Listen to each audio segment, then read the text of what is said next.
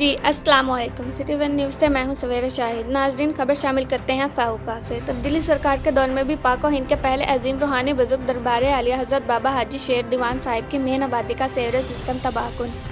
Sewerage بارشوں کا پانی گلیوں میں سیلاب کی شکل اختیار کر گیا۔ علاقہ میں کین اپنے گھروں تک محدود، کھانے پینے کی اشیاء اور مال مویشیوں کا چارہ لینے میں بھی مشکلات کا سامنا۔ گندے پانی سے طرح طرح کے موذی امراض، ہیپاٹائٹس اے، بی، سی اور دیگر امراض پھوٹنے لگے، جس سے کرونا وائرس کا بھی خدشہ ہو سکتا ہے۔ زیادہ تر لوگ گردوں کے امراض میں مبتلا ہونے لگے۔ عوامی سماجی حلقوں نے اعلیٰ حکام سے مطالبہ کیا ہے کہ ابادی دیوان صاحب کا سیوریج نظام بہتر کیا جائے اور عوام کو سہولیات کی فراہمی کے لیے خصوصی اقدامات کیے جائیں۔ کوئی ساڈا اتو نہ رستہ لگن دا، نہ ٹپن دا، نہ کوئی نالی، نہ سولانگے، سانو بڑے عرصے دراز تو کچھ نہیں سانو مل رہا۔ ساڈے مال بھکا مار رہا، بچے ساڈے بھوک میں اسی کچھ بازار چ لیا نہیں سکتے۔ ہن تو چلو وائرس آ گئی، وائرس تو بڑا پابندی ہو گئی۔ اس بعد ساڈا تو اسی تو 15-20 دن تو ساڈا تسی نظر مار لو تواڈے سامنے، اسی مین کھلوتے ہیں۔